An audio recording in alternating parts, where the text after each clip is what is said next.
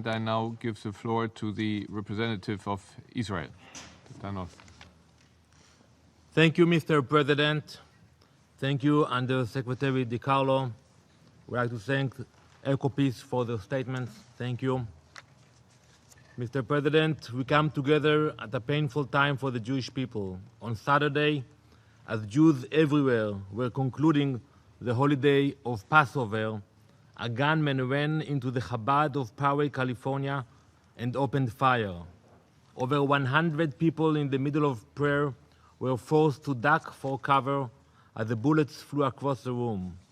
Lori Kay was shot and killed as she jumped in the line of fire to protect Rabbi Israel Goldstein, who founded the synagogue and sustained injuries. Despite having been shot, Rabbi Goldstein continued his sermon. 34-year-old Almog Peretz and 8-year-old Noya Dahan were also shot and injured. This is the second synagogue shooting in 6 months. It is unacceptable that we live in a time in which worshippers must be on guard or look behind their backs while praying out of fear of being shot. We pray for Chabad of Poway and stand with the families affected during this painful time. Distinguished colleagues, when we last gathered in this chamber, the President of the Council, the Ambassador of Germany, asked me to explain how Israel implements international law, specifically with regard to the Jewish communities of Judea and Samaria. Today, I will provide the answers. But before we discuss international law, we must understand the context and facts. Today, I will present to you the 4 pillars that prove the case for Jewish ownership of the land of Israel. The first pillar is the Bible. The Jewish people's rightful ownership of Eretz Israel, the land of Israel, is well documented throughout the Old Testament and beyond. The second pillar is history. The Jewish claim to the land of Israel is confirmed time and again, not just with Jewish history, but with the history of the world. The third pillar is a legal claim. Our rights to the land are codified in international law, including in the documents that founded this very body. And the fourth pillar is the pursuit of international peace and security. A stronger and safer Israel means a stronger and safer world. It is through these 4 pillars, Mr. President, that I will provide you with the answers to your questions. Let us discuss our first pillar of proof, the Bible. The Jewish people's right to the land of Israel is mentioned over a dozen times in the Tanakh, the Hebrew Bible, which includes the Torah, the Old Testament, the prophets, and the writings. In the book of Genesis, the very first book of the Old Testament, God says to Abraham, and I will read that in Hebrew.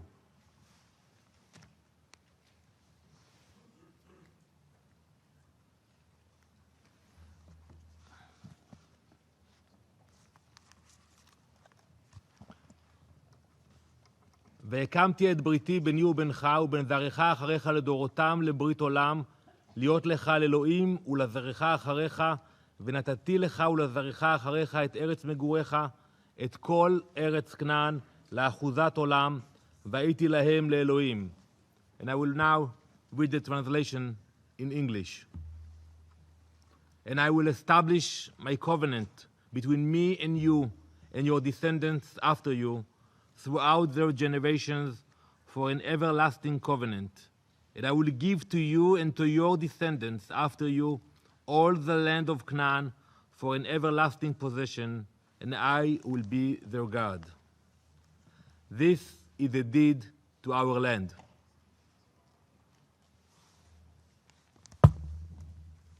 From the book of Genesis to the Jewish exodus from Egypt, to receiving the Torah on Mount Sinai, and to the realization of God's covenant in the Holy Land of Israel, the Bible paints a consistent picture. the entire history of our people and our connection to Eretz Israel begins right here.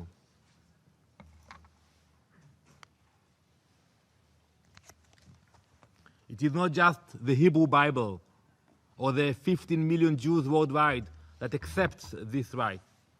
It is accepted across all three monotheistic religions, Judaism, Christianity, and Islam.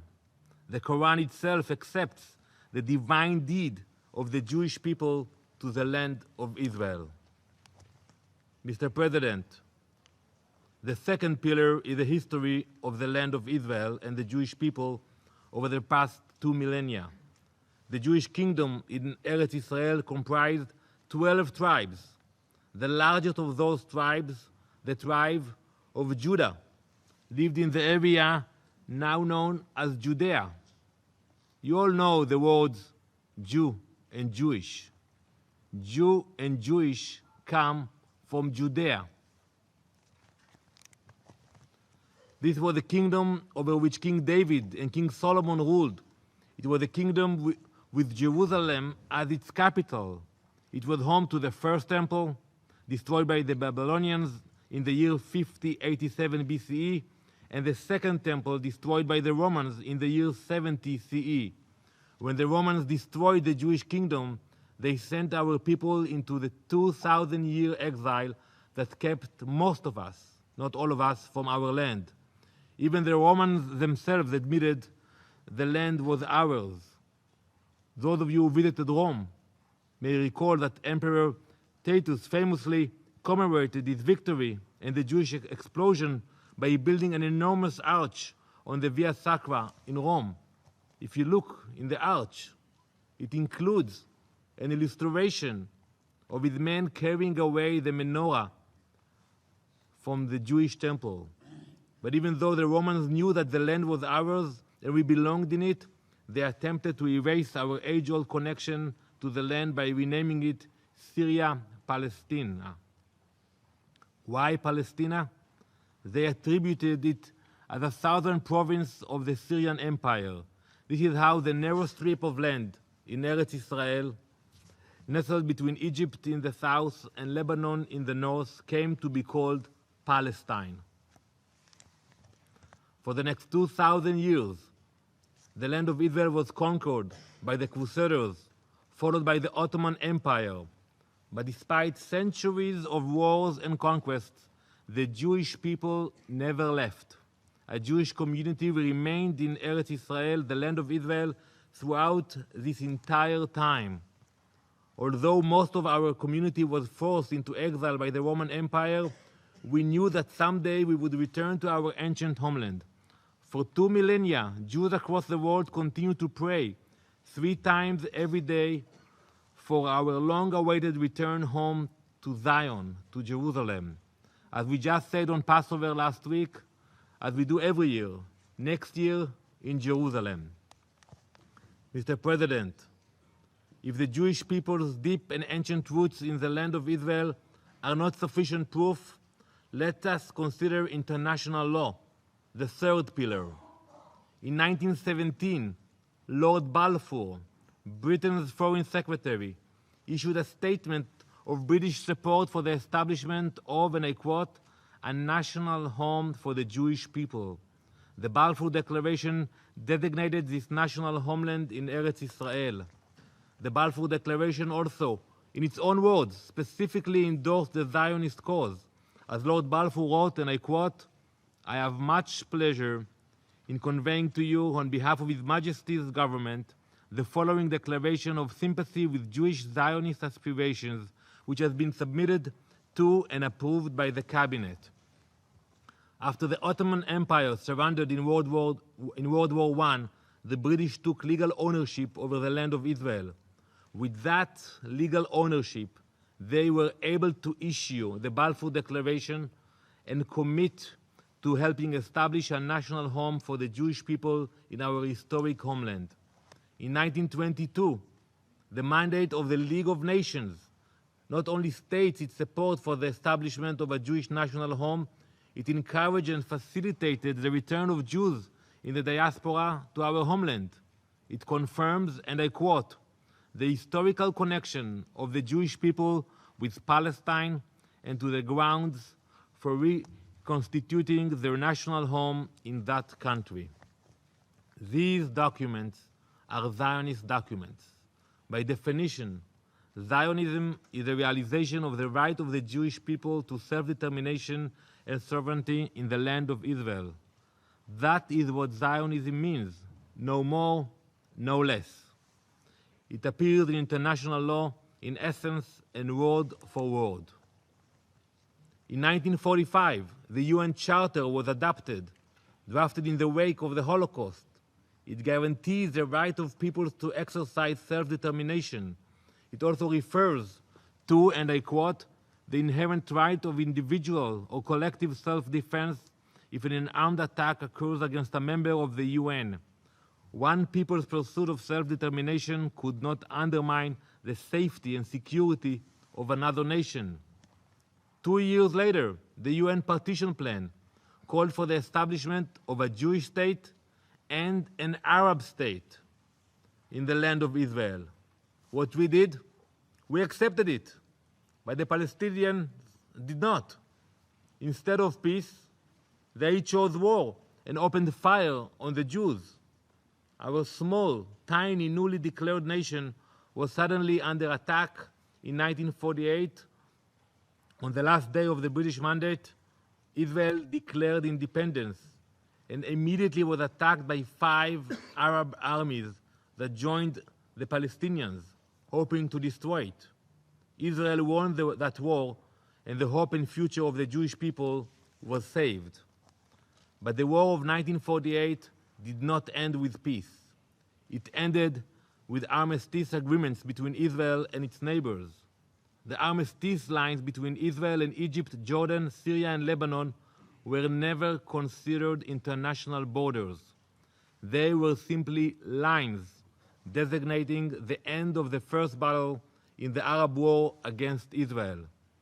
Jordan maintained control of Judea and Samaria, and Egypt controlled the Gaza Strip. These agreements were formed in the absence of permanent peace treaties, which would only be signed decades later. Mr. President, it was the Arabs who insisted that the armistice lines would not be permanent borders. As stated in the Jordanian-Israeli Agreement of 1949, these lines, and I quote, are agreed upon by the parties without prejudice to future territorial settlements or boundary lines. Because these lines are not borders, the Jewish communities in Judea and Samaria to this day do not cross any international borders. They are built on strategic land for Israel's security, and as agreed by the parties in the Oslo Accords, would be classified as final status issues. Mr. President, to support the right of Israel to exist in our homeland is therefore essential to international peace and security, the final pillar. For decades, many Arab leaders have chosen the sword over the olive branch, long before even one of these so-called settlements was established. You know when the PLO was established, the Palestinian Liberation Organization? In 1964, 3 years before 1967. How it make any sense? What they need to liberate before 1967. And in 1964, not a single settlement existed in Judea and Samaria, and our right to exist was still rejected. To blame the Jewish communities of Judea and Samaria for the lack of peace between Israelis and Palestinians would be a deliberate oversight of history at best. The Arabs rejected opportunities for peace time and again. The 1937 Peel Commission report, the Arabs rejected it. The 1947 UN Partition Plan, rejected. The 1948 Israeli offer for truce, rejected. The 2000 Camp David Summit, rejected. The 2001 Taba Summit, rejected. The 2007 Annapolis Conference, rejected. The 2008 offer of Israeli Prime Minister Ehud Olmert, we are still waiting for an answer on that. The 2014 Secretary of State Kerry's peace initiative, Abbas chose Hamas. And today, in the upcoming US peace plan, the Palestinians say it is dead on arrival.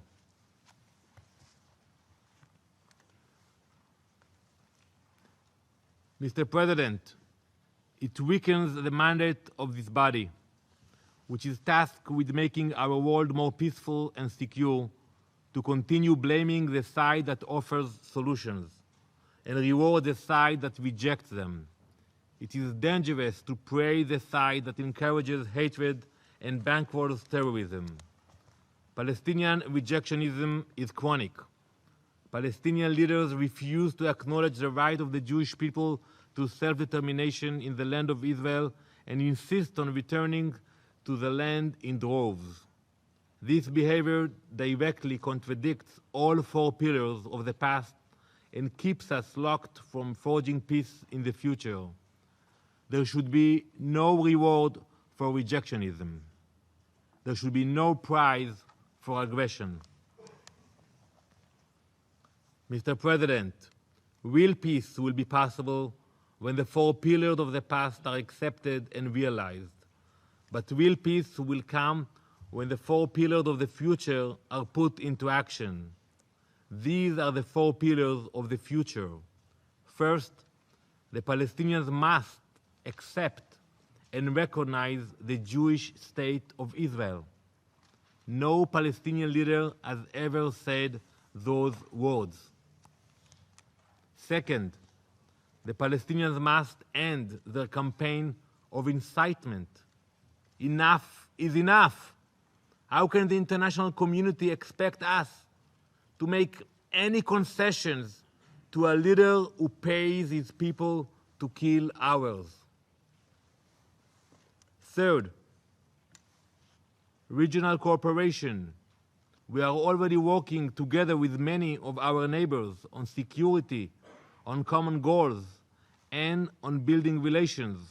We want these relationships to flourish and present themselves in the open.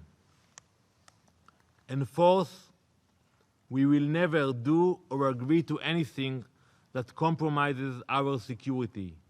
We want a peaceful future with our neighbors, but our security is non-negotiable, and we will decide where to draw the line. Mr. President, we are ready to work together. We are ready to talk, and we are ready to create a better future for our children. It is only when the four pillars of the past and the four pillars of the future are accepted that peace will come. Thank you. I thank the representative of Israel for his statement.